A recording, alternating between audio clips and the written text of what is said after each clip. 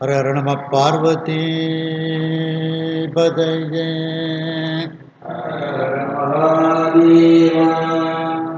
தென்னாடுடைய சிவனே போற்றி எந்நாட்டவர்க்கும் இறைவா போற்றி.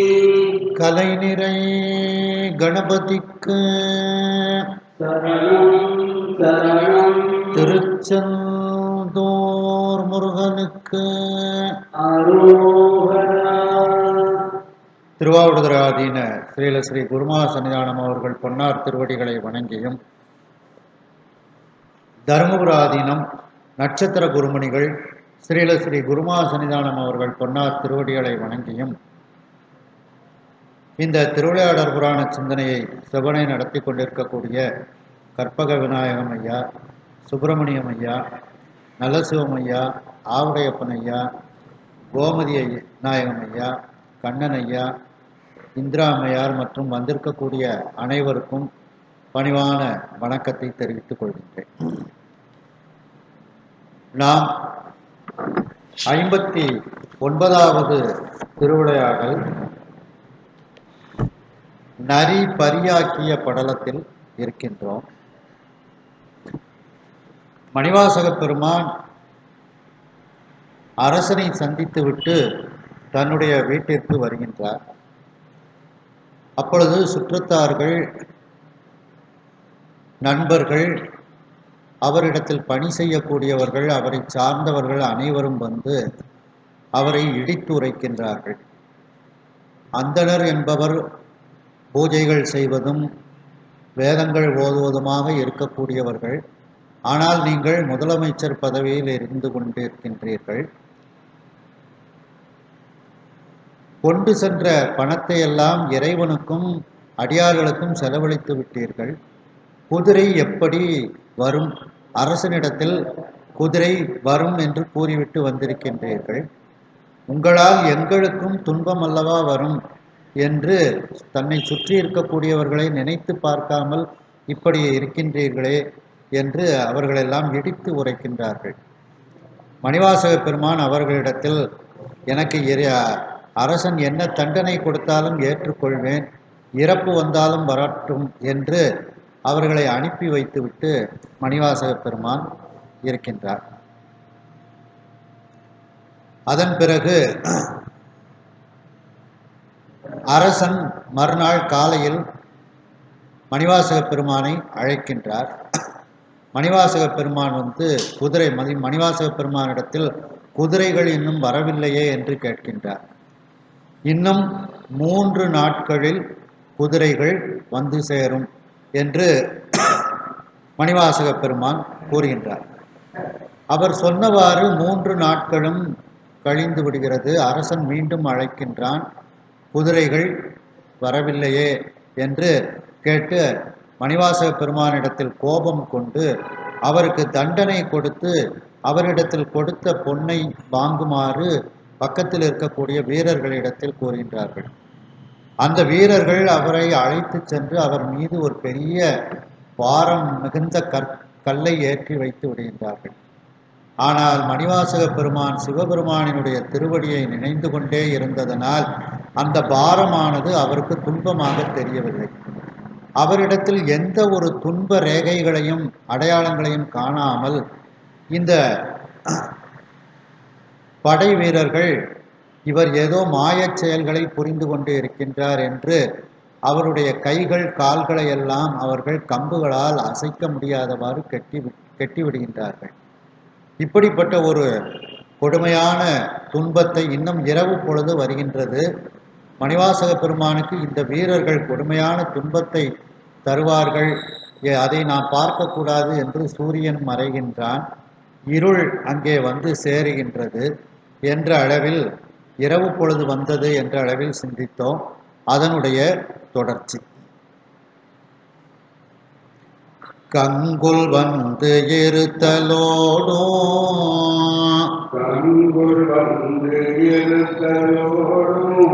கருஞ்சிறை அறையில் போக்கி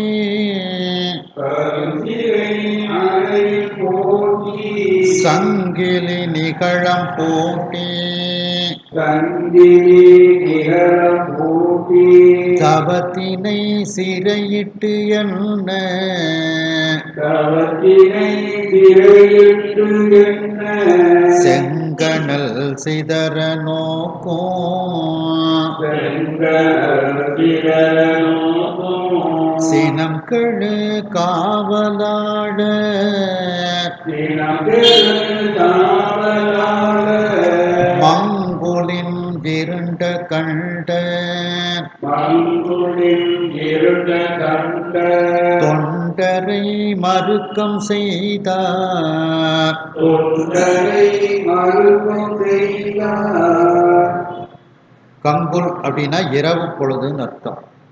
அந்த இரவு பொழுது வந்து தங்கி விடுகிறது. இருத்தல் அப்படின்னா தங்குதல்னு அர்த்தம். அப்படி அந்த இரவு பொழுதானது வந்து தங்கி விடுகிறது. உடனே அந்த காவலாளர்கள், கொலைபாவத்திற்கு அஞ்சாத அந்த காவலாளர்கள் அந்த கடுமையான கொடுமையான சிறையில், அந்த இருக்கக்கூடிய அறையில் மணிவாசகரை அனுப்பி அவருக்கு சங்கிலிகளை பூட்டி விலங்குகளை பூட்டி அவர்கள் சிறையிட்டார்கள். ஒரு மிகப்பெரிய தவத்தையே சிறையிட்டது போல இது இருக்கின்றது. தவத்துக்கு உருவமாக இருக்கக்கூடிய மணிவாசக பெருமானை கைவிலங்கு மாட்டி சிறையிட்டது போல அது இருந்தது.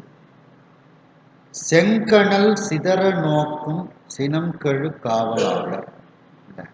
அந்த சிவந்த நெருப்பு பறந்து செல்வது போல, சிதறி செல்வது போன்ற நெருப்பு பார்வையை உடைய அந்த சினம் மிகுந்த அந்த காவலாளர்கள், கொலைக்கு பயப்படாத அந்த காவலாளர்கள் மங்குலின் இருண்ட கண்டர் தொண்டரை, அந்த மேகம் போல், மங்குல்னா மேகம், மேகம் போல் இருண்ட அந்த கண்டத்தை உடைய, விஷமுண்ட கண்டத்தை உடைய நீலகண்ட பெருமானாகிய அந்த பெருமானுக்கு தொண்டராக இருக்கக்கூடிய மணிவாசக பெருமானுக்கு மறுக்கம் செய்தார். துன்பத்தை இப்பொழுது அவர்கள் செய்தார்கள்.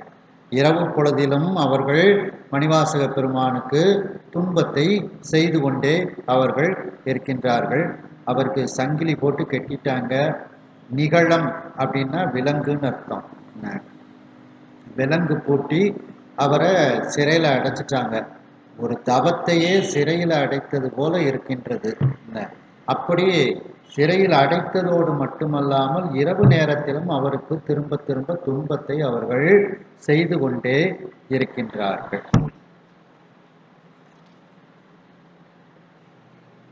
நிகழம் அப்படின்னா விலங்குன்னு அர்த்தம். ஆசா நிகழம் துகழாகினபின் பேசா அனுபூதி பிறந்ததுவே அப்படின்ட்டு அந்த ஆசைங்கிற விலங்கு அது துகளாக போகும். அப்பந்தான் பேசா அனுபூதி பிறக்கும்னு கந்தர் அனுபூதியில இந்த நிகழம்ங்கிறத பயன்படுத்துறாங்க.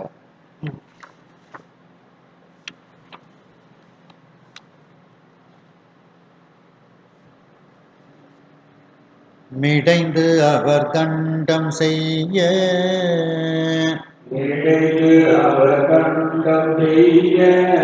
வெஞ்சிரை வெள்ளத்து ஆழ்ந்து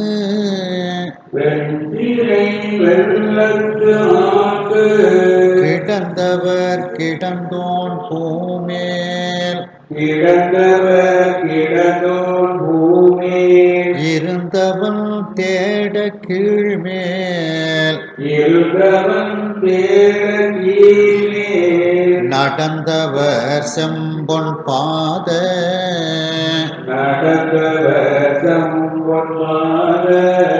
நகை மலர் புனையா பற்றி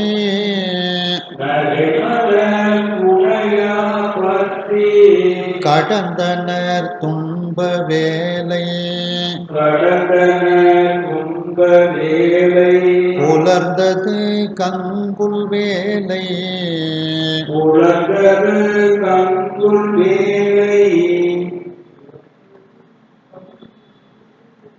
அந்த தண்டலாளர்கள், அந்த தண்டனை கொடுக்கக்கூடிய அந்த வீரர்கள் மிடைந்து அப்படின்னா மணிவாசக பெருமானை நெருங்கி அவர் பக்கத்தில் இருந்து கொண்டு அவர் தண்டம் செய்ய, அந்த வீரர்கள் எல்லாம் மணிவாசக பெருமானுக்கு இரவு முழுதும் தண்டனை கொடுத்து கொண்டே இருக்கின்றார்கள். வெஞ்சிறை வெள்ளத்து ஆழ்ந்து கிடந்தவர், அந்த கொடுமையான சிறைங்கிற கடலில்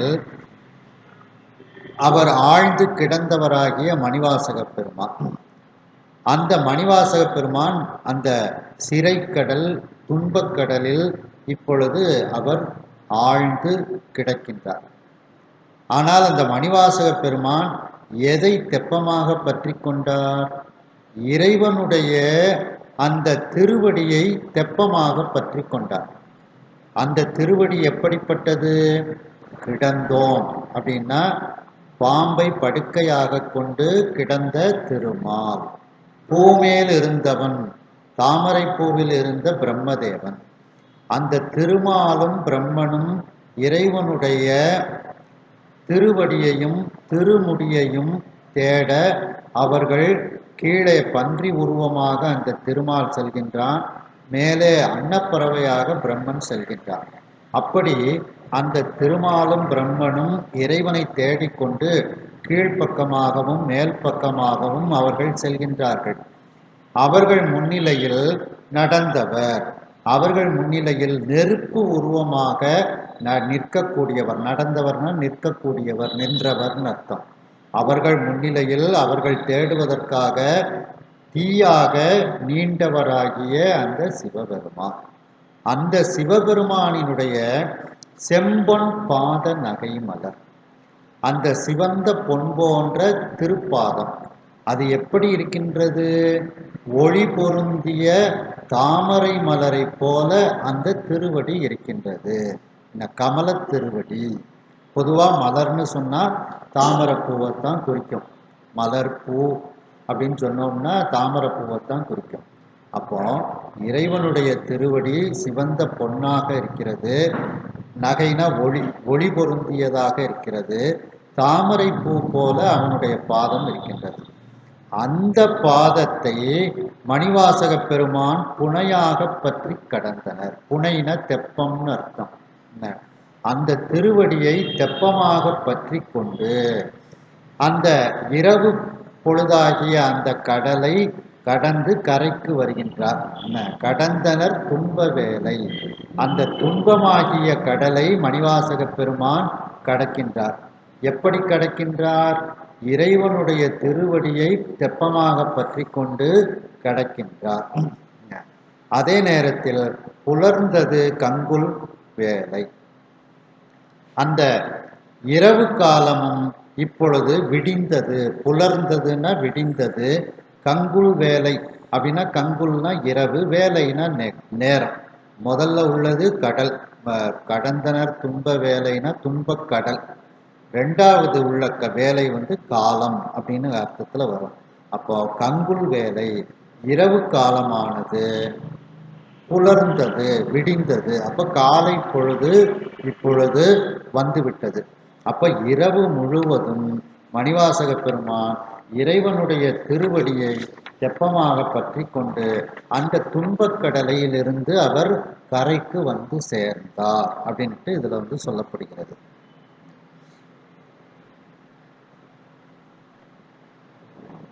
இரவு நேரம் வருகின்றது. அந்த இரவு நேரம் தங்கியவுடன் மணிவாசக பெருமானை அந்த கொடுமையான வீரர்கள் அந்த கருமை நிறத்தை உடைய இருட்டு சிறையில் இருக்கக்கூடிய அறையில் அவரை அனுப்பி அவருக்கு சங்கிலிகளை போட்டி விலங்குகளை போட்டி ஒரு தவத்தையே சிறையிட்டு அடைத்தது போல அவரை சிறையில் வைத்தார்கள். சிவந்த நெருப்பு போன்று நெருப்பை சிதறவிட்டார் போன்று பார்வையை உடைய அந்த சினம் மிகுந்த அந்த காவலாளர்கள் மணிவாசக பெருமானுக்கு துன்பத்தை செய்தார்கள். அந்த மணிவாசக பெருமான் யாருடைய தொண்டர்? மேகம் போல் இருண்ட அந்த விஷமுடைய கண்டத்தை உடைய நீலகண்ட பெருமானினுடைய தொண்டராக மணிவாசக பெருமான் இருக்கின்றார். அப்படிப்பட்ட அந்த தொண்டருக்கு மணிவாசக பெருமானுக்கு அந்த வீரர்கள் மறுக்கம் அந்த துன்பத்தை அவர்கள் செய்தார்கள். மேலும் இரவு பொழுதில் மணிவாசக பெருமான் பக்கத்தில் நெருங்கி இருந்து கொண்டு அந்த வீரர்கள் மீண்டும் மீண்டும் அவருக்கு தண்டனைகளை கொடுத்து கொண்டே இருந்தார்கள். இப்படிப்பட்ட கொடுமையான அந்த கடலாகிய துன்பக் கடலாகிய அந்த கடலில் ஆழ்ந்து கிடந்தார் மணிவாசக பெருமான். அந்த துன்பக் கடலில் இருக்கும் பொழுது அவர் இறைவனுடைய திருவடியை தெப்பமாக பற்றி கொண்டு அந்த துன்பக் கடலை கடந்தார்.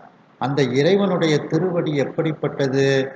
பூமியில் பார்க்கடலில் கிடந்தவனாகிய திருமாலும் தாமரை பூவில் இருந்தவனாகிய பிரம்மதேவனும் அவர்கள் இறைவனுடைய திருவடியையும் திருமுடியையும் தேட கீழே பன்றி ரூபமாக திருமால் சென்றார், மேலே அன்னப்பறவையாக பிரம்மன் சென்றார். அப்படிப்பட்ட அவர்கள் காண முடியாதவாறு நெருப்பு உருவமாக நடந்து நீண்ட நெருப்பு உருவமாக இருந்த அந்த பெருமான், அந்த சிவபெருமானினுடைய சிவந்த பொன் போன்ற அந்த பாதம், ஒளி மிகுந்த தாமரை பூ போன்ற அந்த பாதம், அப்படிப்பட்ட பாதத்தை மணிவாசக பெருமான் புனையாக தெப்பமாக பற்றி கொண்டு அந்த துன்பம் என்கின்ற கடலை அவர் கடந்தார். இப்பொழுது இரவு பொழுதானது நீங்கி காலை பொழுதானது புலர்ந்தது. அந்தமில் அழகன் தன்னை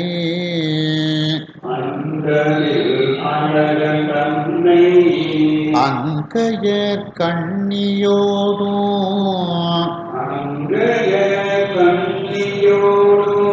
சுந்தர அமளி பள்ளி உணர்த்துவான் தொண்டர் சூழ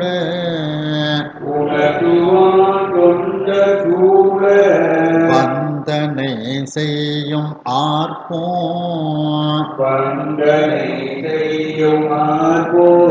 மங்கள சங்க ஆர்ப்போம் வந்தனான் மறையின் ஆர்ப்போம் பருகினார் செவிகள் ஆற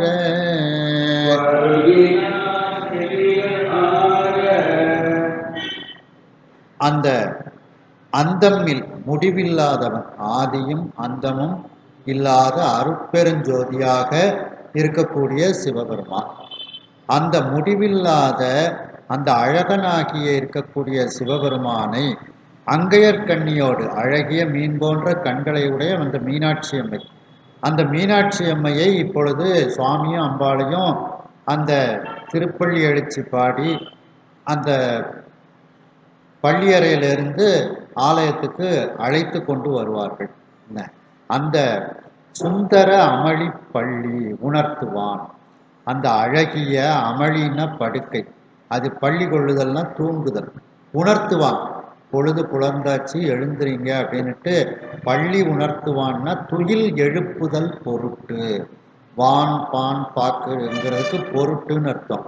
அப்போ உணர்த்தும் பொருட்டு காலை பொழுது விடிந்து விட்டது, சுவாமி திருப்பள்ளி எழுந்து அருள வேண்டும்னுட்டு எல்லா அடியார்களும் அந்த இறைவன்கிட்ட அந்த பள்ளி அறையில வேண்டுகின்றார்கள். சுவாமியை துயில் எழுப்புதல் பொருட்டு தொண்டர் சூழ, தொண்டர்கள் எல்லாம் அந்த பள்ளி அறைக்கு சென்று சூழ்ந்து வந்தனை செய்யும் ஆர்ப்பம், இறைவனை வழிபாடு செய்யக்கூடிய, இறைவன் மீது பாடக்கூடிய அந்த சப்தமும், ஆர்ப்பும்னா சப்தம்னு அர்த்தம், வந்தனை செய்யக்கூடிய ஒலியும், மங்கள சங்க ஆர்ப்பும், மங்களம் பொருந்திய சங்குகளை எல்லாம் ஊதுகின்றார்கள், அந்த சங்கநாதமும் அந்த ஒலியும் கேட்கின்றது. வந்த நான் மறையின் ஆர்ப்பும், அந்த வரிசையாக சொல்லப்பட்ட அந்த 4 வேதங்கள், அந்த வேதங்களினுடைய ஒலியும் அங்கே கேட்கின்றது. இதையெல்லாம் மணிவாசக பெருமான் தன்னுடைய செவிகள் நன்கு குளிருமாறு பருகுகின்றார், காதுகளால் இவற்றையெல்லாம் மணிவாசக பெருமான் கேட்கின்றார். அதாவது இறைவனை பள்ளி எழுச்சி செய்யும் பொருட்டு அடியார்கள்லாம் கோயிலுக்கு போய் காலையில் அந்த திருப்பள்ளி எழுச்சியெல்லாம் பாடி இறைவனை தூக்கத்திலிருந்து எழுப்புகின்றார்கள், துயில் எழுப்புகின்றார்கள். அந்த ஒலி காலையில கோயில்ல சங்கநாதம் பெருக்குதாங்க, அந்த சங்கு ஒலி, வேதங்கள் சொல்லுகிறார்கள் அந்த வேத ஒலி, இதெல்லாம் அவருடைய காதுல வந்து கேட்குது. அப்போ அந்த காதுல அப்படியே அந்த வழிபாடுகளை எல்லாம் அந்த காது மூலமாக பருகிக் கொள்கின்றார் மணிவாசக பெருமான்.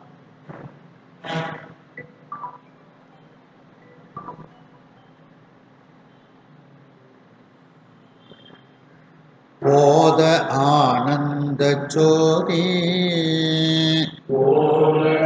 ஆனந்த ஜோதி புனிதமே தொண்டர்க்காக புனிதனை தொண்டர்க்காக நாதமா முரசம் ஆர்ப்ப நாதமாம் முரசம் ஆர்ப்ப நரிபரி வயவர் சூழ நரிபரி வயவர் சூழ வேதமாம் பரிமேல் கொண்டு வேதமாம் பரிமே கொண்டு வீதியில் வரவு காணும் வீதியில் வரவு காணும் காதலான் போல தேர்மேல் காதலான் போல தேவே கதிரவன் உதயம் செய்தான் கதிரவன் உதயம் செய்தான் போத ஆனந்த ஜோதி, ஞானானந்த ஜோதி. போதம்னா ஞானம், ஞானானந்த சோதியாக இருக்கக்கூடிய அந்த சிவபெருமான் சொக்கநாத பெருமான் புனிதமை தொண்டர்க்காக, புனிதம் நிறைந்த உண்மைத்தன்மை நிறைந்த அந்த தன்னுடைய தொண்டனாகிய மணிவாசக பெருமானுக்காக அவர் மதுரையம்பதிக்கு வர இருக்கின்றார். அந்த சிவபெருமானை பார்ப்பதற்காக சூரியன் காலையில் உதயம் செய்தான் அப்படின்னுட்டு காலை பொழுது வந்ததை இப்படி இதோட இணைத்து கூறுகின்றார். தன்னுடைய தொண்டருக்காக மணிவாசக பெருமானுக்காக சிவபெருமான் நாதமாம் முரசம் ஆர்ப்ப, அந்த நாதத்தை தரக்கூடிய அந்த முரசுகளெல்லாம் வாசிக்க நரிப்பரி வயவர் சூழ, அந்த நரிகளை குதிரையாக ஆக்கி அந்த வீரர்கள், அந்த குதிரைகளை செலுத்தி கொண்டு வரக்கூடிய வயவர்ண வீரர்கள், அந்த வீரர்கள் சூழ வேதம் என்கின்ற குதிரை மேல் ஏறி அமர்ந்து கொண்டு, வேதமாம் பரிமேல் கொண்டு, வேதம் என்கின்ற குதிரையின் மீது அமர்ந்து கொண்டு சிவபெருமான் அந்த குதிரை பாகனாக மதுரை மாநகரத்து வீதியில் வரவு காணும். வீதியில் அந்த சொக்கநாத பெருமான் குதிரை பாகனாக வரக்கூடிய அந்த வரவை காணும் பொருட்டு, காண்பதற்காக, காண்பதில் விருப்பமுடையவன், காதலான் அப்படின்னா விருப்பமுடையவன், சுவாமி குதிரை மேல ஏறி வருவதை பார்ப்பதில் விருப்பமுடையவனைப் போல இப்பொழுது தேர் மீது சூரியன் ஆனவன் காலையில் உதயம் செய்தான். சூரியன் காலையில் தோன்றியது. அவன் எதுக்காக வேண்டி இன்னைக்கு காலையில வந்தான் அப்படின்னா, சிவபெருமான் இன்றைக்கு குதிரை பாகனாக குதிரை மேல ஏறி வாராரு மதுரைக்கு. அவரை பார்ப்பதற்காக விருப்பத்தோடு சூரியன் காலையில் வந்தான் அப்படின்னா, காலை பொழுது புலர்ந்தது, சூரியன் வந்து விட்டான் அப்படின்ட்டு அதற்கு பொருள்.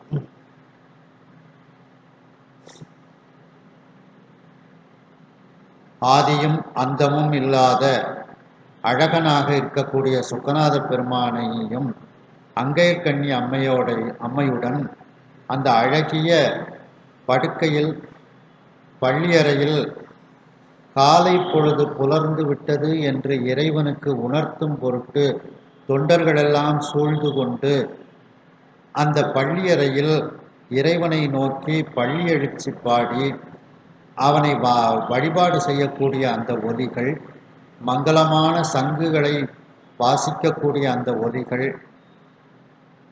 வரிசையாக இருக்கக்கூடிய 4 வேதங்களுடைய ஒலிகள், இவைகளெல்லாம் காலையில் கேட்கின்றது. அந்த ஒலிகளெல்லாம் மணிவாசக பெருமானினுடைய காதுகளில் வந்து கேட்கின்றது. அதை மகிழ்ச்சியோடு அந்த ஒலிகளை பருகுகின்றார் மணிவாசக பெருமான். ஞானானந்த ஜோதியாக இருக்கக்கூடிய அந்த சிவபெருமான் தன்னுடைய புனிதமான உண்மையான தொண்டராக இருக்கக்கூடிய மணிவாசக பெருமானுக்காக முரசங்களெல்லாம் நாதங்களை ஒலிக்குமாறு முரசு வாசித்து கொண்டு நரிகளையெல்லாம் குதிரையாக ஆக்கி அந்த வீரர்கள் சிவபெருமானினுடைய படைய அந்த பூத கணங்களெல்லாம் வீரர்களாக சூழ்ந்து வர வேதமாகிய குதிரை மேல் இறைவன் ஏறி அமர்ந்து கொண்டு மதுரையம்பதியில் இருக்கக்கூடிய வீதியில் இறைவன் வரக்கூடிய அந்த வருகை நிகழ்ச்சியை காண்பதில் மிகுந்த விருப்பமுடையவனைப் போல தேர் மீது சூரியன் இப்பொழுது காலையில் மதுரையம்பதியில் உதயம் செய்தான். அதாவது காலை பொழுது புலர்ந்தது, சூரியன் இப்பொழுது வந்து வெளிச்சத்தை தந்துவிட்டான். கயல் நெடும் கண்ணியோடோ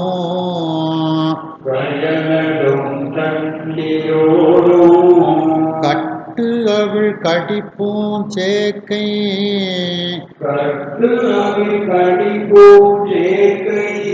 துயில் உணர்ந்து இருந்த சோம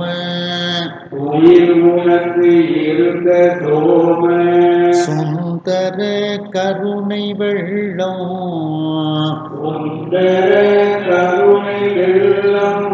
பயில் நெடும் சிகரம் நோக்கி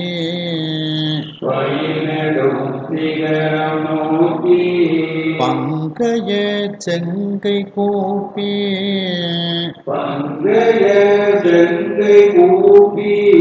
நயன பங்கயம் நீர் சோர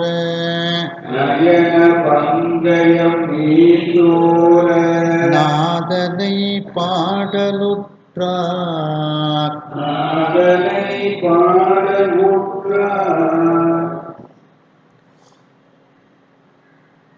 கயல் நெடும் கண்ணியோடும் மீன் போன்று நீண்ட கண்களை உடைய மீனாட்சி அம்மை அந்த கட்டு அவிழ் கடிப்பும் சேக்கை இந்த உயிர்களையெல்லாம் உயிர்களினுடைய கட்டுக்களையெல்லாம் அவிழ்க்கக்கூடிய அந்த வாசனை மிக்க மலர்கள் இருக்கக்கூடிய அந்த பள்ளியறை, சேக்கைனா படுக்கை பள்ளியறை, அந்த பள்ளியறையில் துயில் உணர்ந்து இருந்த இறைவன் தூக்கத்திலிருந்து இப்பொழுது எழுந்து விட்டான். துயில் உணர்ந்து இருந்த அந்த சோமசுந்தர கருணை வெள்ளம், அந்த சோமசுந்தரனாகிய எல்லோரிடத்திலும் கருணை வெள்ளத்தை பாய்ச்சி கொண்டிருக்கக்கூடிய அந்த சிவபெருமான். அதாவது சுவாமியை இப்போ வந்து பள்ளியறை திருப்பள்ளி எழுச்சியெல்லாம் பாடி சுவாமியை அப்படியே அழைத்து கொண்டு சுவாமி சன்னதிக்கும் அம்பாள் சன்னதிக்கும் கொண்டு வந்து சேர்த்து விடுகின்றார்கள். இப்போ சுவாமி துயில் உணர்ந்து விழித்து கொண்டு சுவாமி எல்லாருக்கும் கருணையை பெருக்கி கொண்டு இருக்கின்றார். அப்படிப்பட்ட அந்த கருணை வெள்ளமாகிய சொக்கநாத பெருமான் இருக்கக்கூடிய பயில் அப்படின்னா தங்கும் இருக்கக்கூடிய நெடும் சிகரம் நோக்கி நீண்ட அந்த கோபுரத்தை நோக்கி மணிவாசக பெருமான் கும்பிடுகின்றார். எப்படி கும்பிடுகின்றார்? பங்கைய செங்கை கூப்பி, தாமரை போன்ற சிவந்த கைகளை கூப்பி அவர் அந்த கோபுரத்தை பார்த்தே வணங்குகின்றார். நயன பங்கயம் நீர் சோர நாதனை பாடலுற்றார். அந்த கண்ணாகிய தாமரை, நயனம்னா கண், பங்கயம்னா தாமரை, அந்த கண்ணாகிய தாமரையிலிருந்து அந்த தாமரை கண்ணிலிருந்து இப்பொழுது கண்ணீர் அப்படியே வருகிறது. கண்ணீர் சொரிந்து கொண்டு அந்த நாதனாகிய சொக்கநாத பெருமானை இப்பொழுது மணிவாசக பெருமான் பாடலால் பாடி துதிக்க ஆரம்பிக்கின்றார். அதாவது சுவாமி வந்து திருப்பள்ளி எழுச்சி பாடி அவருடைய இடத்துக்கு வந்த உடனே அந்த மணிவாசக பெருமான் அந்த கோபுரத்தை பார்த்து வணங்கி கொண்டு அப்படியே கண்களிலிருந்து கண்ணீர் வருகிறது. இறைவனை நோக்கி பாட ஆரம்பிக்கின்றார் மணிவாசக பெருமான்.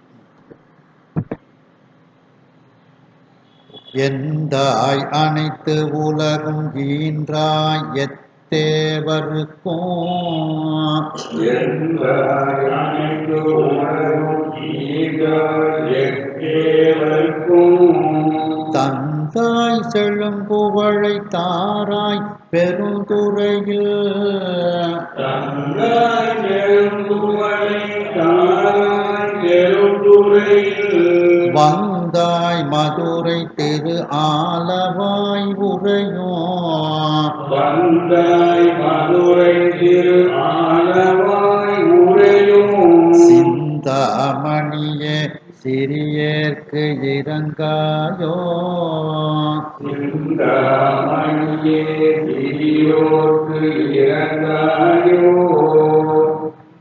எந்தாய் எனக்கு தாயாக இருக்கக்கூடிய சொக்கநாத பெருமானே அனைத்து உலகும் ஈன்றார் எல்லா உலகத்தையும் தந்தவனே நீதான் எல்லா உலகத்தையும் தந்தாய் எத்தேவர்க்கும் தந்தாய் எல்லா தேவர்களுக்கும் எல்லா உயிர்களுக்கும் தந்தையாக இருக்கக்கூடியவனே தந்தாய் அப்படின்னா தந்தையே அப்படின்னு அர்த்தம் அந்த எதுகை மோனைக்கா வேண்டி அந்த முதல் எழுத்துக்கு தகுந்தாப்புல தந்தை அப்படிங்கிறத தந்தாய்னு இதில் போட்டிருக்காங்க அப்போ எத்தேவர்க்கும் தந்தாய் எல்லா தேவர்களுக்கும் எல்லா உயிரினங்களுக்கும் தந்தையாக இருக்கக்கூடிய பெருமானே செழும் குவளை தாராய் செழுமையான குவளை மலரை மாலையாக கட்டி மார்பில் அணிந்திருக்கக்கூடியவனே பெருந்துறையில் வந்தாய் என்னை ஆட்கொள்வதற்காக திருப்பெருந்துறைக்கு வந்தவனே மதுரை திரு ஆலவாய் உரையும் சிந்தாமணியே மதுரை என்கின்ற அந்த திருவாலவாய் திருத்தலத்தில் வீற்றிருக்கக்கூடிய அந்த நவரத்தின மணியாக இருக்கக்கூடிய பெருமானே சிறியேற்கு இறங்காயோ நான் மிகச் சிறியவன் எனக்கு நீ இரக்கம் காட்டக்கூடாதா எனக்கு நீ அருள் செய்யக்கூடாதா என் மீது இரக்கம் கொள்ளக்கூடாதா என்று மணிவாசக பெருமான் இறைவனை நோக்கி பாடுகின்றார் இந்த காலையில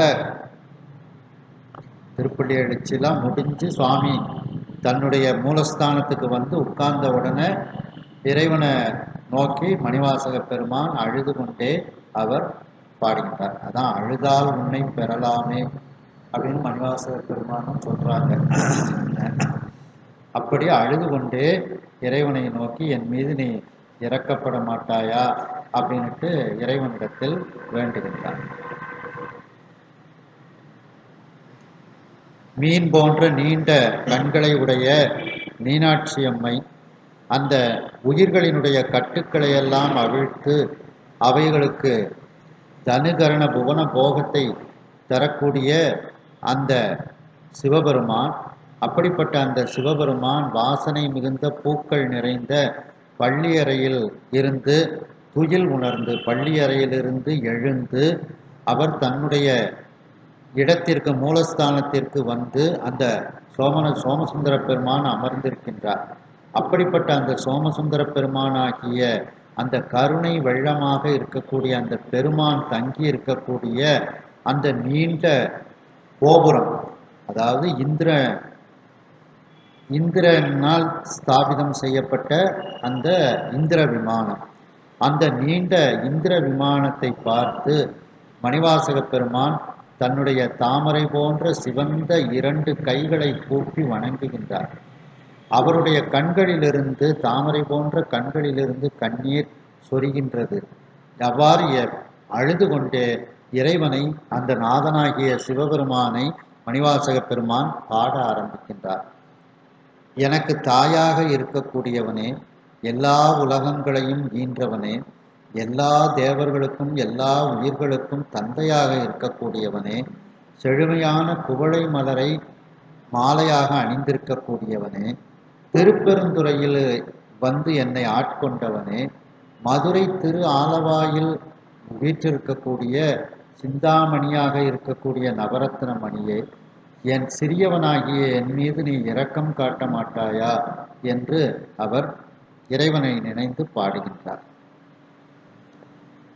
மூவா முதலாய் முதுமறையாய் அம்மறையோ மூவா முதலாய் முதுமறையாய் அம்மறையும் தாவாத சோதி தனி ஞான பூரணமாய் தாவாத ஜோதி தனிஞான பூரணமாய் தேவாதி தேவாய் திரு ஆலவாய் உரையும் தேவாதி தேவாய் திரு ஆலவாய் உரையும் ஆவார் கொடியாய் அடியேற்கு இறந்தாயோ ஆவார் கொடியாய் அடியேற்கு இறந்தாயோ மூவா முதலாய். மூவானா கெடாத அப்படின்னு ஒரு அர்த்தம் உண்டு. என்ன? கெடாத முதலாக இருக்கக்கூடியவன் அப்படின்ட்டு. ஏன் கெட்டு போகுது? மூப்பு என்பது வருவதனால் கெட்டு போகும். அப்ப இறைவனுக்கு மூப்பு என்பது கிடையாது. மூப்பு என்பது இல்லாததனால் அவன் கெடாமல் இருக்கின்றான். அதான் மூவா முதலாய்னா மூப்பு என்பது வராததனால் கெடாமல் இருக்கக்கூடிய முதலாக இருக்கக்கூடிய பெருமான் அப்படின்ட்டு. முதுமறையாய் பழமையான வேதங்களாக இருக்கக்கூடியவன். முதுன்னா பழமைன்னு அர்த்தம்.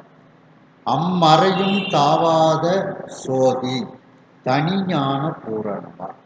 அந்த வேதங்களும் காண முடியாத அந்த ஜோதி சொரூபமாக இருக்கக்கூடிய தனினா ஒப்பற்ற ஞான பூரணமாக பூரண ஞானமாக இருக்கக்கூடிய அந்த பெருமான் தேவாதி தேவர்களுக்கெல்லாம் முதல் தேவனாக தேவ ஆதி தேவா.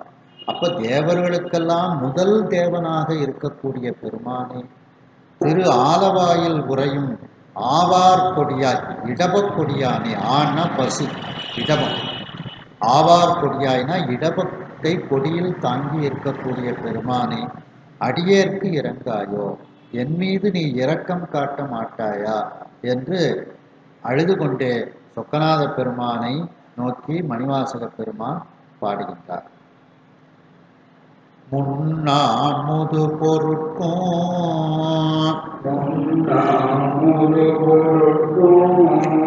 முன்னாமுது பொருளாய் பின்னாம் புதுமைக்கும் பின்னாகும் பேரொழியாய் தென்னாமதுரை திரு ஆலவாய் உரையும் என் நாயகனே எளியேற்கு இறங்காயோ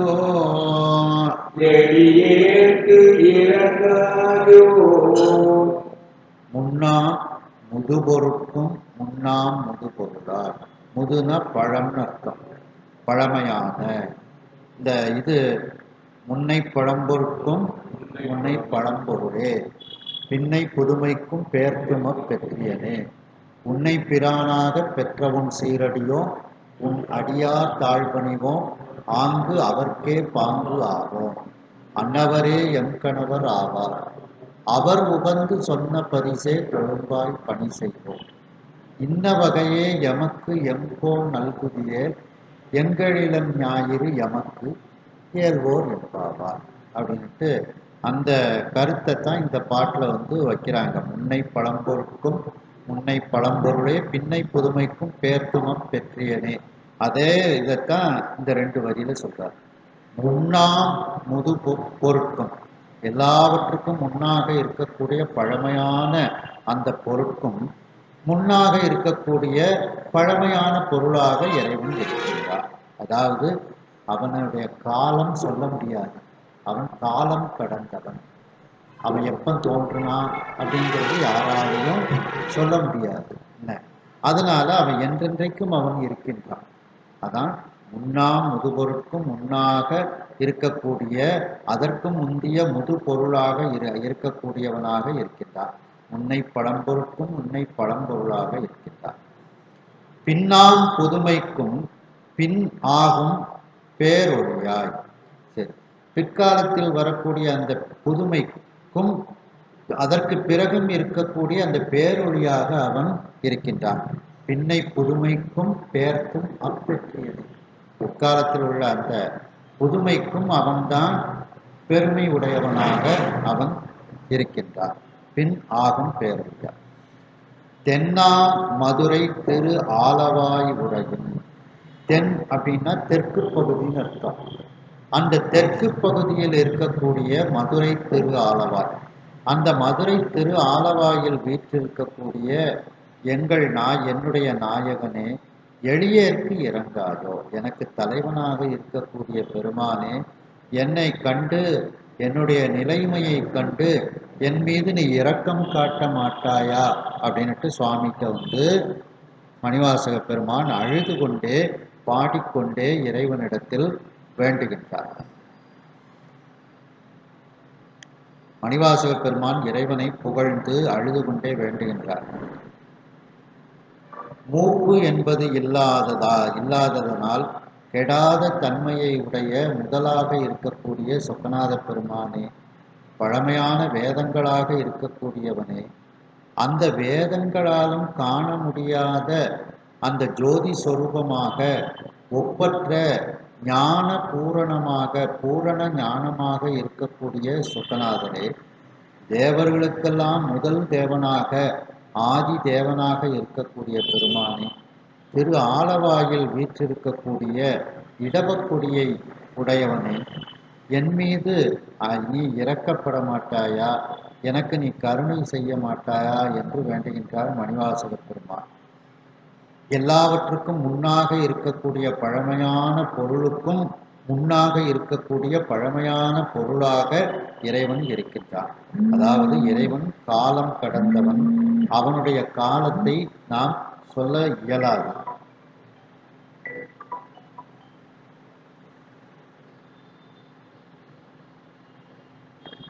வகுப்பு நடந்துட்டு இருக்கு.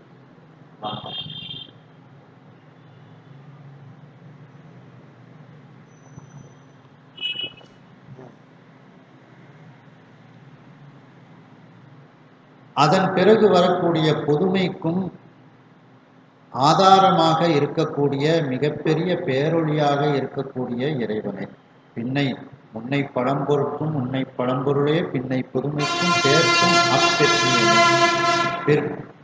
பின்னால் வரக்கூடிய புதுமைக்கும் ஆதாரமாக இருக்கக்கூடிய பேரொழியாக இருக்கக்கூடிய சொக்கநாத பெருமானே, தெற்கு திசையில் இருக்கக்கூடிய மதுரை என்கின்ற திரு ஆலவாய் திருத்தலத்தில் வீற்றிருக்கக்கூடிய என்னுடைய நாயகனே, எளியவனாகிய என் மீது இரக்கம் கொண்டு எனக்கு இறங்க மாட்டாயா என்று மணிவாசக பெருமான் அழுது கொண்டே வேண்டுகின்றார்.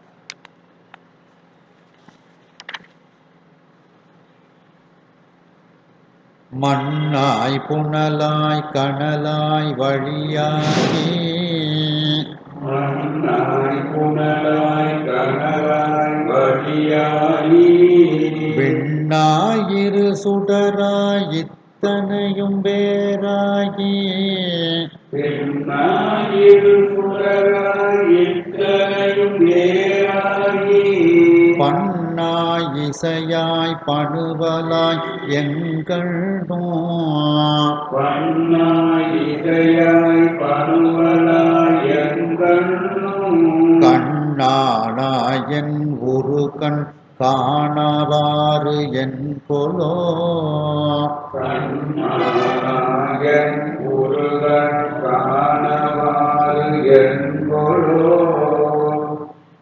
இறைவன் அட்டமூர்த்தமாக அவன் இருக்கின்றான்.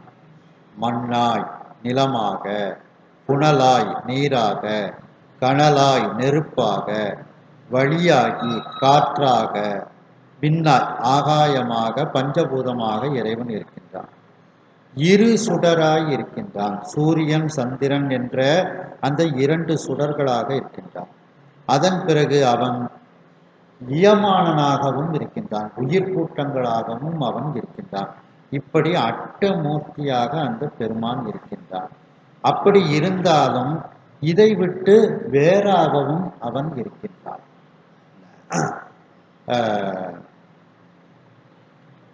ஈராய் முதல் ஒன்றாயிரு பெண்ணான்குணம் மூன்றாய் மாறாமறை நான்காய்வரு பூதம் அவை ஐந்தாய் ஆறார் சுவை ஏழோசையோடு எட்டு திசை தானாய் வேறாய் உடன் ஆனான் இடம் வீழின் நிழலையே. தானாய் ஆனான், வேறாய் ஆனான், உடன் ஆனான், அவனுடைய இடம் வீழும் இடலையே. அப்ப அட்டமூர்த்தியாக அவன் இருக்கின்றான்னு சொன்னாலும் அதிலிருந்து வேறாகவும் அவன் இருக்கின்றான். அதைத்தான் இதுல சொல்றாங்க, இத்தனையும் வேறாகும் அப்படின்ட்டு அவன் இருக்கின்றான். பண்ணாய், அவன் பண் இசையாக இருக்கிறார், பண்ணாக இருக்கின்றான். அந்த பண்ணில் விளையக்கூடிய இசையாக இருக்கின்றான். அந்த பண்ணுக்கு உரிய பாட்டாக அவன் இருக்கின்றான். பணுவலாய், இறைவன் மீது உள்ள பாடல்கள் எல்லாம் இறைவனுடைய சொரூபம். அதான் அந்த பணுவலாகவே அவன் இருக்கின்றான். அதாவது பண்ணாக இருக்கின்றான், இசையாக இருக்கின்றான். அந்த பாடல்களாக, பணுவல்னா பாடல்கள், அந்த பாடல்களாகவே அவன் இருக்கின்றான். எங்கண்ணும் கண்ணானாய், எல்லா இடத்திலும் நீக்கமர நிறைந்தவனே. கண் அப்படின்னா நீக்கமர நிறைந்து இருத்தல் அர்த்தம். அதாவது அவன் கண் கொண்டு பார்ப்பவன். அப்போ எல்லா இடத்தையும் கண் கொண்டு பார்ப்பவன்னா எல்லா இடத்திலும் நீக்கமர நிறைந்திருப்பவன் அர்த்தம். அதனாலதான் அவனுக்கு பேர் கண்காணின்னு பேர். திருமந்திரத்துல ஒரு பாடல கண்காணி அப்படின்ட்டு சுவாமி சொல்லுவாங்க. அது அதனால அப்ப கண்காணி அப்படின்னா எல்லாவற்றையும் கண்காணிக்கக்கூடியவன். எப்படி கண்காணிப்பான்? எல்லா இடத்திலும் நீக்கமர நிறைந்ததனால் கண்காணிக்கக்கூடியவன் அப்படின்ட்டு. அவன் நம்மளை பார்க்கலன்னு தான் நம்ம நிறைய தவறுகளை செய்தோம். ஆனா எல்லாவற்றையும் அவன் பார்த்து கொண்டே அவன் இருக்கின்றான். அப்ப கண் அப்படின்னா எங்கும் நீக்கமர நிறைந்தவன் அப்படின்னு எடுத்துக்கிடலாம். இன்னொன்று கண் அப்படின்னா அறிவுன்னு அர்த்தம். எல்லா இடத்திலும் ஞானமாக அவன் இருக்கின்றான்.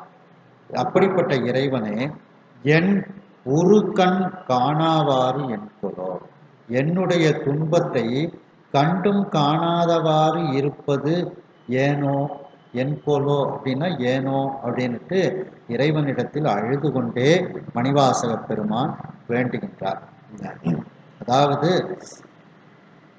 நீ என் மீது அன்பு கொண்டதனால என்னுடைய துன்பத்தை நீக்க வேண்டாம். உன்னுடைய குணம் என்ன? எங்கு நீக்கமர நிறைந்தவன். எங்கு நீக்கமர நிறைந்த நீ, அந்த நீக்கமர நிறைந்த தன்மைக்குள்ளதான நானும் உட்கார்ந்துருக்கிறேன். நீ வியாபகம், நான் வியாபியம். அப்போ உனக்குள்ளதான நான் உட்கார்ந்துருக்கிறேன். எனக்கு வரக்கூடிய துன்பத்தை நீ நீக்க வேண்டாமா அப்படிங்கிற மாதிரி முதல்ல தன்னை முன்னிலைப்படுத்தி கேட்கிறார்.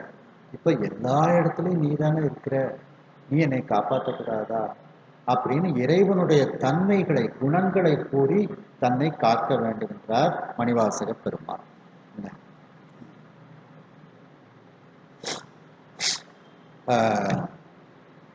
அபிராமி அந்தாதியில சொல்லும்போது இசை வடிவாய் நின்ற நாயகியே அப்படின்னு அம்பாள் சொல்லுவாங்க. அம்பாள் இசையினுடைய வடிவமாகவே அவள் இருக்கின்றாள். பண்ணும் பதம் ஏழும் பல ஓசை தமிழ் அவையும் உள் நின்றதோர் சுவையும் ஒரு தாளத்து ஒலி பலவும் மண்ணும் புனல் உயிரும் பெரு காற்றும் சுரர் மூன்றும் விண்ணும் முழுது ஆனானிடம் வீடி விடலையே அப்படின்ட்டு. அப்போ அந்த ஆனான்ங்கிறத எல்லா இடத்துலையும் கொண்டு சேர்த்துக்கிடணும். பண்ணும் ஆனா, பதம் ஏழும் ஆனா, பல ஓசை தமிழ் அவையும் ஆனா அப்படின்னு சேர்க்கும்போது தான் அது பொருள் கிடைக்கும். அதான் அப்ப பண்ணுமாகவே அவன் இருக்கின்றான். பண்ணும் பதம் ஏழும், பதம் ஏழுன்னா அந்த சுரங்கள், 7 சுரங்கள். பல ஓசை தமிழ் அவையும், தமிழாக இருக்கின்றான். அதைத்தான் இங்க பணுவல்னு போட்டுட்டாங்க. தமிழ் வார்த்தைகள், அந்த வார்த்தைகளை எல்லாம் ஒன்று சேர்த்து ஒரு பாடலாக சொல்றாங்க. அந்த பாடலாகவே இறைவன் தான் இருக்கின்றான் அப்படின்னுட்டு ஏழிசையாய் இசைப்பயனாய் இன்னமுதா என்னுடைய தோழன்மாயின்னு சொல்றாருல அந்த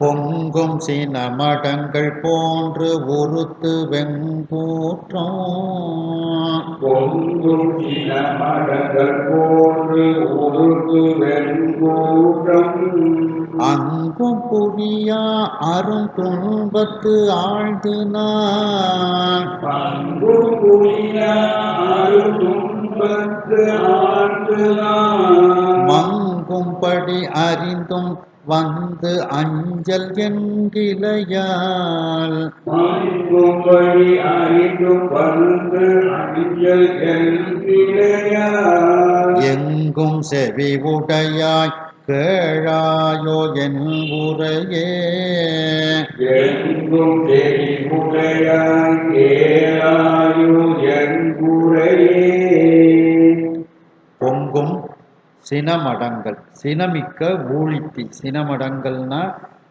சினமிக்க ஊழித்தி அந்த ஊழிக்காலத்தில் ஏற்படக்கூடிய தீ எப்படி கொழுந்து விட்டு எரியுமோ அதுபோல அந்த தீயானது பொங்கிக் கொண்டு இருக்கிறது. அந்த ஊழிக்காலத்து தீயை போல இந்த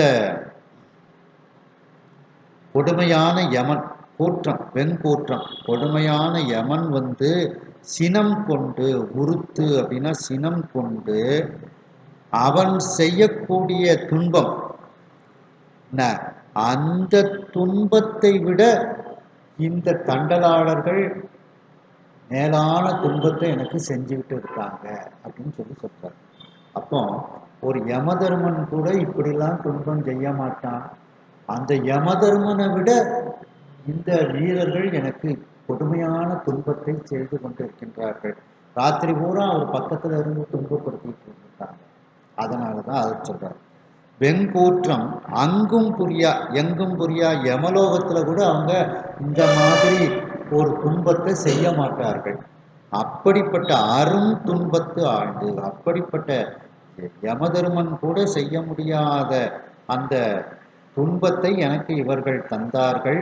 அப்படிப்பட்ட கொடுமையான துன்பத்தில் நான் ஆழ்ந்து இருக்கின்றேன். நான் துன்பப்பட்டு கொண்டு இருக்கின்றேன். நான் மங்கும்படி அறிந்தும் நான் இந்த துன்பத்தின் காரணமாக அப்படியே மங்கிக் கொண்டு வருகின்றேன். அப்படின்னா என்னுடைய வலிமைகள் எல்லாம் இழந்து நான் மங்கிக் கொண்டு வருகின்றேன். உயிர் மங்கும் பொழுது கடிதே மயிலின் மீசை வர வேணும் அப்படின்ட்டு அருணகிரிநாதர் வேண்டுவாங்க. அப்ப மங்கும் பொழுதுன்னா வலிமை இழந்து இருக்கக்கூடிய ஒரு நிலை. அந்த வலிமை இழந்து இருக்கக்கூடிய அந்த நிலையை அறிந்தும் என்னை நோக்கி சொக்கநாத பெருமானே நீ வந்து அஞ்சல் என்கிளையார், பயப்படாதே, உன்னைய நான் காப்பாற்றுறேன் அப்படின்னு நீ சொல்ல மாட்டிக்கியே.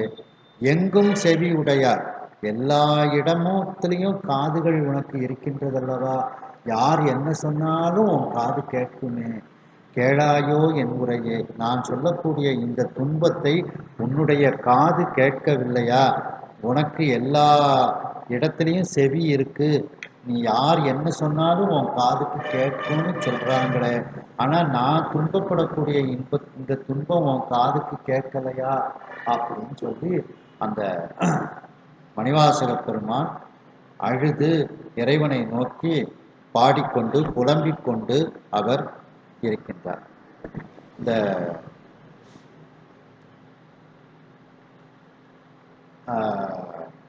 தருமபுராதீன 10வது குருமகா சன்னிதானம் காசி கதிர்வேலர் திருவருட்பான்னு முருகர் பெருமான் மேல ஒரு 10 பாட்டு பாடுவாங்க. அதில் ஒரு நல்ல அருமையான ஒரு கருத்து சொல்லுவாங்க. ஒவ்வொரு காதும் ஒவ்வொருத்தர் சொல்ல கேட்கறதுக்கு இருக்கு. 12 காது முருகனுக்கு, இந்த 6 முகம் 12 காது அப்படின்ட்டு. அப்போ அந்த பாட்டு வரும், ஐயர் சொற்கு ஒரு செவி, அம்மை சொற்கு ஒரு செவி அப்படின்னா சிவபெருமான் சொல்றதை கேட்கறதுக்கு ஒரு காது, அம்மா சொல்றத கேட்கறதுக்கு ஒரு காது, அப்புறம் வள்ளி சொல்றத கேட்க, தெய்வயானை சொல்றத கேட்க, இப்படி 12 செவிக்கும் 12 பேரை சொல்லிடுவார். இப்படி 12 செவியும் இவங்க சொன்னதை கேட்டுட்டு இருந்தா என் துன்பத்தை நான் எந்த காதுல போய் சொல்லுவேன், நீ கேட்க மாட்டியா அப்படின்னு சொல்லி ஒரு இரக்கமா அதுல வேண்டுவார். ஆமா. இல்ல சிவகோசாரம் தான். காசி கதிர்காம வேதவர் திருவருட்பா அதுல ஒரு காசியில உள்ள 10 எல்லா சாமிக்கும் 10 பாட்டு பாடுறாங்க. விநாயகருக்கு 10 பாட்டு, அன்னபூரணிக்கு 10 பாட்டு, எல்லாத்துக்கும் பாடுறாங்க. அதுல இதுல அங்க உள்ள காசி கதிர்காம வேதவர்னுட்டு சொல்லி ஒரு 10 பாட்டு பாடுறாங்க அந்த முருகப்பெருமானுக்கு. அதுல இந்த பாட்டு வரும். ஐயர் சொற்கு ஒரு செவி, அன்னை சொற்கு ஒரு செவி, வள்ளி சொற்கு ஒரு செவி, தெய்வானை சொற்கு ஒரு செவி, ஒவ்வொரு காதுக்கும் ஒவ்வொரு ஆளை சொல்லிடுவார். சொல்லி 12 காதுக்கும் 12 பேரை சொல்லிட்டு 12 காது இவங்க சொல்றதே கேட்டுட்டு இருந்தா நான் சொல்ற துன்பத்தை எந்த காது கேட்கும், கொஞ்சம் ஒரு காதையாவது என் பக்கம் திருப்பு அப்படின்னு சொல்லி வேண்டுவார். ஆமா பாடு. அது மாதிரி இறைவனே உனக்கு எல்லா இடத்துலையும் காதுகளா இருக்கு, யார் என்ன சொன்னாலும் கேட்கக்கூடிய காது, நீ என்னுடைய துன்பத்தை நீ கேட்காம எனக்கு அருள் செய்யாமல் இருக்கின்றாயே அப்படின்னுட்டு மணிவாசக பெருமான் வேண்டுகின்றார். மணிவாசக பெருமான் முதலில் தன்னிலையில் தன்னுடைய துன்பத்தை தன்னை ஒருமைப்படுத்தி கூறுகின்றார். அதன் பிறகு இறைவனுடைய அந்த எங்கும் நீக்கமர நிறைந்த தன்மையை கூறி அந்த உன்னுடைய வியாபகத்துக்குள் நான் வியாபியமாக இருக்கின்றேன், என்னுடைய துன்பத்தை கேட்க மாட்டாயா என்று அழுது புலம்புகின்றார். இறைவன் மண்ணாக இருக்கின்றான், இறைவன் நீராக இருக்கின்றான், இறைவன் நெருப்பாக இருக்கின்றான், இறைவன் காற்றாக இருக்கின்றான், இறைவன் ஆகாயமாக இருக்கின்றான், இறைவன் இரு சுடராகிய சூரியன் சந்திரனாக இருக்கின்றான், இறைவன் உயிர் கூட்டங்களாக இருக்கின்றான். இவ்வாறு அனைத்திலும் அவன் இருந்தாலும் இவற்றை விட்டு வேறாகி அவன் இருக்கின்றான். அந்த இறைவன் பண்ணாக இருக்கின்றான், அந்த பண்ணில் வரக்கூடிய இசையாக இருக்கின்றான், அந்த பாடல்களாக தமிழ் பாடல்களாக அந்த இறைவன் இருக்கின்றான். இப்படி எங்கும் நீக்கமர நிறைந்த ஞான உருவமாக அந்த பெருமான் இருக்கின்றான். இப்படிப்பட்ட தன்மையுடைய சொக்கநாத பெருமானே, என்னுடைய துன்பத்தை கண்டும் காணாதவாறு நீ இருப்பது எதனாலோ, என்னுடைய துன்பத்தை கண்டு எனக்கு நீ அருள் செய்வாயாக என்று மணிவாசக பெருமான் வேண்டுகின்றார். மேலும் பொங்கி எழக்கூடிய சினமிக்க ஊழிக்காலத்தில் ஏற்படக்கூடிய தீயை போன்று சினம் கொண்டு கொடுமையான அந்த யமன் கூற்றுவன் அந்த யமலோகத்தில் உயிர்களுக்கு செய்யக்கூடிய அந்த கொடுமையான துன்பத்தை விட மேலான துன்பத்தை இந்த வீரர்கள் எனக்கு செய்து கொண்டு இருக்கின்றார்கள். அப்படிப்பட்ட அந்த துன்பத்தில் நான் ஆழ்ந்து கொண்டு இருக்கின்றேன். நான் என்னுடைய வலிமைகள் எல்லாம் மங்கும்படி என்னுடைய உயிரானது மங்கும் கொண்டே வருகின்றது. இதையெல்லாம் அறிந்ததற்கு பின்பும் நீ என்னை நோக்கி வந்து பயப்பட வேண்டாம் என்று ஒரு வார்த்தை சொல்லாமல் இருக்கின்றாயே. எல்லா இடத்திலும் உன்னுடைய காதுகள் இருக்கின்றது, யார் என்ன சொன்னாலும் கேட்கக்கூடிய காதை உடையவனே, எங்கும் நீக்கமர நிறைந்தவனே, நான் சொல்லக்கூடிய இந்த துன்ப உரைகளை நீ கேளாமல் இருப்பது சரியா என்று மணிவாசக பெருமான் அழுது கொண்டே இறைவனை நோக்கி கூறுகின்றார். போட்டி அருள் பாசம் இரு பாதம் பொறித்து உடலில், போட்டி அருள் பாசம் இரு பாதம் பொறித்து உடலில், போட்டி அடியாருள் அகப்படுத்து ஆட்கொண்டு அருமை, போட்டி அடியாருள் அகப்படுத்து ஆட்கொண்டு அருமை, காட்டியவோ இன்று என்னை கைவிட்ட விட்டாய் வெய்யர் என்னை காட்டியவோ என்று என்னை கைவிட்டாய் வெய்யர் என்னை ஆட்டி ஒரு குமிடத்து ஆர் என்று கொள்வாரோ ஆட்டி ஒரு குமிடத்து ஆகென்று கொள்வாரே கொள்வாரே. ஊட்டி அருள் பாசம், அதாவது என்னுடைய பாசங்களை எல்லாம் நீக்கி எனக்கு அருளை நீ தந்தாய். இரு பாதம் பொறித்து உடலில், என்னுடைய உடலில் உன்னுடைய 2 திருவடிகளை நீ வைத்தாய். அப்போ திருவடி தீட்சை கொடுத்ததை சுவாமி மணிவாசக பெருமான் கூறுகின்றார். இங்க உடல்னா தலைன்னு எடுத்துக்கிடணும். அப்படி என்னுடைய உடலில் உன்னுடைய 2 திருவடிகளை பொறித்து வைத்தாய். சொல்லும்போது நாவுக்கரசு பெருமான் வேண்டுதாங்க பார்த்தீங்களா? கோவாய் முடுகியடுதிரற் கூற்றம் குமைப்பதன் முன் பூவார் அடிச்சுவடு என்மேல் பொறித்து வை போகவிடில் மூவா முழுப்பழி மூடும் கண்டாய் முழங்கும் தளர்க்கை தேவா திருச்சத்தி சத்தி முற்றத்து உரையும் சிவக்கொழுந்தே அப்படின்னுட்டு அந்த திருவடி தீட்சை வேணும்னுட்டு சத்தி முற்றத்தில் கேட்காங்க. சுவாமி நல்லூருக்கு வான்னு சொல்லி திருவடி தீட்சை கொடுக்குறார். நனைந்தனைய திருவடி என் தலைமேல் வைத்தார் நல்லூர் எம்பெருமானார் நல்லவாரேன்னுட்டு. அதை மாதிரி மணிவாசக பெருமானும் தனக்கு அருள் செய்ததை இதில் சொல்றார். இரு பாதம் பொறித்து உடலில் உன்னுடைய 2 திருவடிகளை என் தலை மீது நீ பொறித்து வைத்தாய். திருவடி தீட்சை எனக்கு தந்தாய். கூட்டி அடியாருள், உன்னுடைய அடியாருக்குள் என்னை கூட்டி வைத்தாய். உடையாள் குன்றன் நடுவிருக்கும் உடையாள் நடுவுள் நீ இருத்தி அடியேன் நடுவுள் இருவேரும் இருப்பதானால் அடியேன் உன் அடியார் நடுவுள் இருக்கும் அருளை பொறியாய். பொன்னம்பலத்து எம் முடியா முதலே என் கருத்து முடியும் வண்ணம் முன்னின்றே அப்படிங்கிறது மாதிரி அந்த அடியார் கூட்டத்துக்குள்ள என்னை நீ கூட்டி வைத்தாய். அகப்படுத்து ஆட்கொண்டு என்னை வலிய வந்து நீ அகப்படுத்தினாய். ஏன்னா மணிவாசக பெருமான் திருப்பெருந்துறைக்கு போறதுக்கு முன்னே இவரு போய் காத்துக்கிட்டு இருக்கிறார். அதான் அகப்படுத்து ஆட்கொண்டு என்னை உன்னுடைய அடிமையாக ஆக்கி கொண்டு அருமை காட்டியவோ, எனக்கு அருமை பெருமை உன்னுடைய அருமை பெருமைகளையெல்லாம் காட்டியவனே, இன்று என்னை கைவிட்டாய். இன்றைக்கு நீ என்னை கைவிட்டுட்ட. வெய்யர் என்னை ஆட்டி ஒருக்கும் இடத்து ஆர் என்று கொள்வாரே.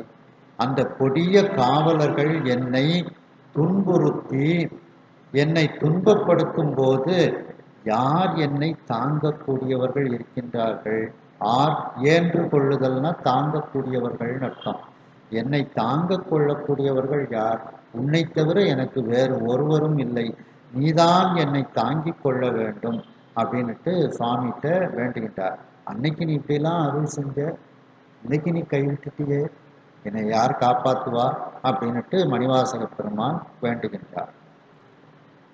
ஊரார் உனை சிரிப்பது ஓரா என்று உன் அடிமைக்கு ஊரார் உனை சிரிப்பது ஓரா என்று உன் அடிமைக்கு ஆராய் அடியேன் அயர்வேன் அகுது அறிந்தோ ஆராய் அடியேன் அயர்வேன் அகுது அறிந்தோ வாராய் அரசன் தமர் இழைக்கும் வன் கண்ணோய் வாராய் அரசன் தமர் இழைக்கும் வன் கண்ணோய் பாராய் உன் தன்மை இதுவோ பரமேட்டி பாராய் உன் தன்மை இதுவோ பரமேதி. நீ எனக்கு திருப்பெருந்துறையில எல்லா இன்பத்தையும் தந்தாய். நான் உனக்கு அடிமையாக இருக்கின்றேன். எனக்கு ஒரு துன்பம் வந்தா சிவபெருமானுக்கு அடிமை, அவருக்கு வந்து துன்பத்தை பார் என்று ஊரார்கள் உன்னை பார்த்து சிரிக்க மாட்டாங்களா? அதுக்காக வேண்டியாவது என்னை காப்பாற்றக்கூடாதா அப்படின்னு சுவாமிகிட்ட வேண்டிட்டார். ஊரார் உன்னை சிரிப்பது ஓராய். ஊர்ல உள்ளவங்கெல்லாம் உன்னை பார்த்து சிரிக்காங்க. இந்தவாறு சிவபெருமானுக்கு அடிமையாக இருக்கக்கூடிய அவனுடைய பக்தரையே இவன் காப்பாற்றாமல் இருக்கின்றார்னுட்டு ஊர்ல உள்ளவங்கெல்லாம் உன்னை பார்த்து சிரிக்கிறத நீ சிந்திக்காமல் இருக்கின்றாயே. ஓர் அப்படின்னா சிந்தித்தல் அப்படின்னு அர்த்தம். பாடு ஏல் ஓர் எம்பாவார். அப்போ நான் ஏல்னா நான் சொல்வதை ஏற்றுக்கொள், ஓர்னா சிந்தித்து செயல்படு அப்படின்னு அர்த்தம். அப்போ நீ அந்த சிரிப்பதை பார்த்தாவது சிந்தித்து செயல்பட வேண்டாமா? ஓராய்னா சிந்தித்து செயல்பட வேண்டும். ஏன்னா ஊர்ல உள்ளவன் பூரா பார்த்து சிரிக்கானே, அப்ப நீ எனக்கு அதையாவது நீ கணக்கில் எடுத்து ஊர்ல உள்ளவங்க சிரிக்காம இருக்கிறதுக்காக வேண்டியாவது என்னைய காப்பாற்றக்கூடாதா அப்படின்னுட்டு வேண்டுகின்றார். என்று உன் அடிமைக்கு ஆராய். நான் என்றென்றைக்கும் உன்னுடைய அடிமையாக இருக்கின்றேன். ஆனா நீ எப்படி இருக்கிற? உன் அடிமைக்கு ஆராய். உன் அடிமைக்கு யாரோ போல நீ இருக்கின்றாய். ஆராயினா யாரோ போல இருத்தல் அப்படின்னு அர்த்தம். யாரோ எவரோ அவனுக்கு வந்தது அவனுக்கு அப்படின்ட்டு நீ இருக்கலாமா? நான் உன்னுடைய அடிமை அல்லவா? உன்னுடைய அடிமைக்கு ஒரு துன்பம்னா நீதானே காப்பாற்றணும். ஆனா நீ யாரோ போல இருக்கிறியே, என்னை கவனிக்காம இருக்கிறியே அப்படிங்கிற. என்று உன் அடிமைக்கு ஆறார். என்றென்றைக்கும் உன் அடிமையாக இருக்கக்கூடிய என்னை பார்த்து நீ யாரோ ஒருவரை போல நீ இருக்கின்றாயே அப்படிங்கிற. அடியேன் அயர்வேன், நான் துன்பப்பட்டு கொண்டு இருக்கின்றேன். அகுது அறிந்தும் இதை தெரிந்து கொண்டும் வாராய், நீ வராமல் இருக்கின்றாயே. அரசன் தமர் இழைக்கும் வன்கண் நோய். அரசனினுடைய அந்த பணியாட்கள், உறவினர்கள், அப்போ பணியாட்கள்னு அர்த்தம். அந்த அரசனினுடைய அந்த அந்த பணியாட்கள் எனக்கு இழைக்கக்கூடிய, எனக்கு தரக்கூடிய அந்த கொடுமையான அந்த தண்டனைகளை எல்லாம் பார்த்து கொண்டு நீ சும்மா இருக்கின்றாயே, பார்க்க மாட்டாயா? அந்த துன்பத்தை பார்க்க மாட்டாயா? இதுதான் உன் தன்மையா? இப்படி கண்டும் காணாமலும் இருக்குதுதான் உன்னுடைய தன்மையா? மேலானவனே, பரமேட்டின மேலானவனே பாராய், உன் தன்மை இதுவோ, உன்னுடைய தன்மை இதுதானா மேலானவனே அப்படின்ட்டு இறைவனை பார்த்து மணிவாசக பெருமான் கூறுகின்றார். முதல்ல என்ன சொல்றாரு? என்னை காப்பாத்து அப்படின்னு வேண்டுகின்றார். ரெண்டாவது என்ன சொல்றாரு? நீ நீக்கமரல் இறைஞ்சிருக்கிற இறைவனுடைய குணங்களை எல்லாம், மேலான குணங்களை எல்லாம் எடுத்து சொல்லி நீ வியாபகமா இருக்க, நான் அதுல வியாபியமா இருக்கேன், காப்பாற்ற வேண்டாமா அப்படின்னு இருக்கிறார். மூணாவது, ஊர்ல உள்ளவனுக்காக வேண்டியாவது என்னைய காப்பாற்றக்கூடாதா? மற்றவங்க உனக்கு பழிச்சொல் சொல்லுவாங்களே, அதுக்காண்டியாவது என்னை காப்பாற்ற வேண்டாமா அப்படின்னுட்டு அந்த ஒவ்வொரு இது படிப்படியாக இறைவனிடத்தில் மணிவாசக பெருமான் வேண்டுகின்றார். இது எப்படின்னா, இந்த தானம் செய்வான். சில பேர் ஊரில் உள்ளவங்களுக்கு அந்த மதிக்கணுங்கிறதுக்காண்டியாவது தானம் செய்வாங்க. அது மாதிரி ஊரில் உள்ளவங்க உன்னை பார்த்து சிரிக்கக்கூடாது, அதுக்காண்டியாவது என்னை நீ காப்பாற்றக்கூடாதா அப்படின்னுட்டு மணிவாசக பெருமான் வேண்டுகின்றார். மணிவாசக பெருமான் இறைவனை பார்த்து அழுது கொண்டே பாடிக்கொண்டு வேண்டுகின்றார். நீ அன்றைய தினம் என்னுடைய பாசத்தை நீக்கி உன்னுடைய திருவருளை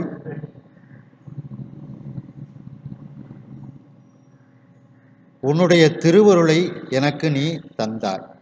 உன்னுடைய 2 திருவடிகளை என்னுடைய உடலில் நீ பொறித்து வைத்து திருவடி தீட்சை செய்தாய்.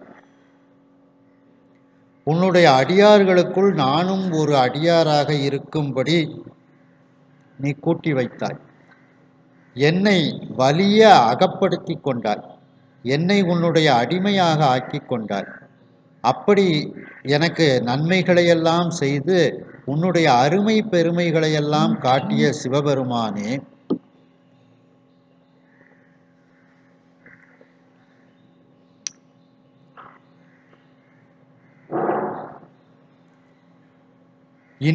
இன்றைய தினம் என்னை நீ கைவிட்டு விட்டாய். கொடிய இந்த காவலர்கள் என்னை துன்புறுத்தி எனக்கு துன்பத்தை தரும்போது என்னை தாங்கக்கூடியவர்கள் யார் இருக்கின்றார்கள்? நீதான் என்னை தாங்கிக் கொள்ள வேண்டும் என்று மணிவாசகர் கூறுகின்றார். மேலும் மணிவாசகர் கூறுகின்றார், ஊரில் மற்றவர்கள் உன்னை பார்த்து சிரிப்பதை சிந்தித்து நீ எனக்கு அருள் செய்யக்கூடிய செயலை செய்ய மாட்டாயா? ஊரில் இருக்கக்கூடியவர்கள் நான் உனக்கு அடிமையாக இருக்கின்றேன், இறைவனுடைய அடிமைக்கே இப்படிப்பட்ட துன்பமா என்று உன்னை நினைத்து சிரிக்கக்கூடாது. அதற்காக வேண்டியாவது எனக்கு நீ அருள் செய்வாயாக. மேலும் நான் என்றென்றைக்கும் உன்னுடைய அடிமையாக இருக்கின்றேன். அந்த அடிமையை பார்த்து நீ யாரோ ஒருவரை போல, வேற்று மனிதனைப் போல நீ இருக்கின்றாயே. நான் இப்பொழுது அயர்ந்து கொண்டு இருக்கின்றேன். இதையெல்லாம் தெரிந்தும் நீ என் பக்கத்தில் வராமல் இருக்கின்றாய். அரசனினுடைய பணியாட்கள் எனக்கு இழைக்கக்கூடிய இந்த துன்ப நோயை நீ பார்க்காமல் இருக்கின்றாய். இதுதான் உன் தன்மையா மேலானவனே என்று மணிவாசக பெருமான் இறைவனை நோக்கி அழுது புலம்புகின்றார்.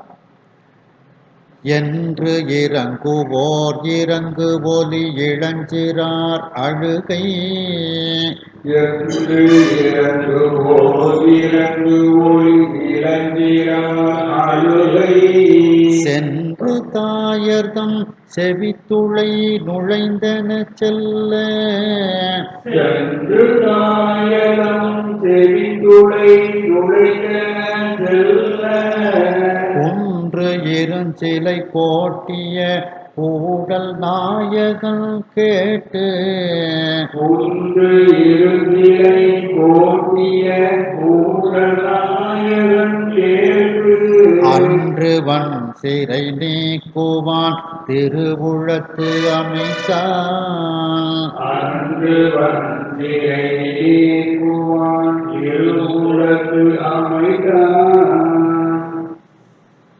என்று இறங்குவோர்.